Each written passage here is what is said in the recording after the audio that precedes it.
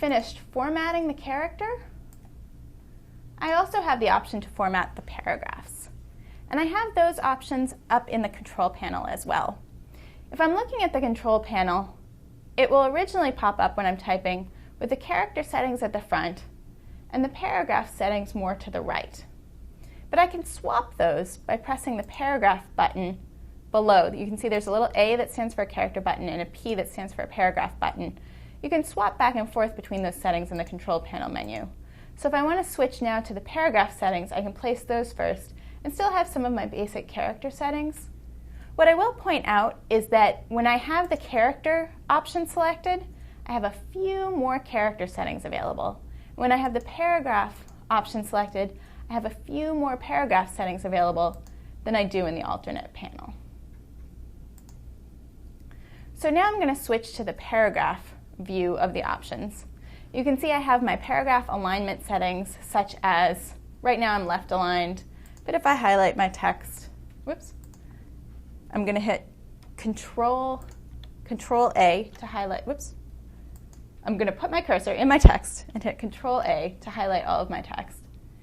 And then I'm going to hit, for example, a right align, and you can see that now all of my paragraphs are aligned right. I'm going to hit Control Z to undo that.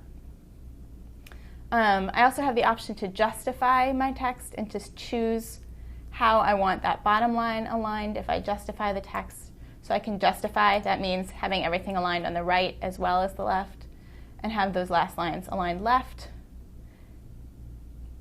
I can justify and have them centered, or I can do what's called a full justify.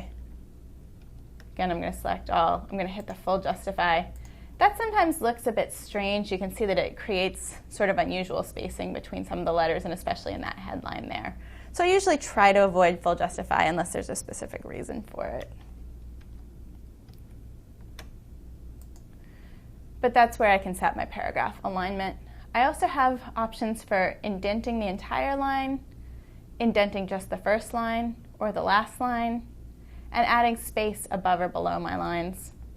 The other thing that the paragraph options give me the choice of doing is to create what's called a drop cap. So if I highlight that first letter in my paragraph, and I say I want my drop cap to be one character, no, I want it to be, sorry, it's lines first. So I want it to be 3 lines high, and I want it just to be one character. You can see it now creates a large I that's 1, 2, 3 lines deep and 1 character across. If I highlight it again, I could say I want it to be 2 characters, and it'll apply that to the whole word. The paragraph formatting also has its own panel. So again, if I go up to Window, type in Tables, and select Paragraph, I can again see all of my paragraph settings. So the alignment settings, the indent settings, the first line indent setting, the last line indent setting, and then space above and below, and my drop caps. And again, there's a panel menu here with some additional options. I'll mention quickly the Adobe Paragraph Composer. That's an algorithm that looks at all of your text and tries to find the best flow for the text. It looks at whole paragraphs. If you're just working on a single line, you may want to work with the single line composer instead.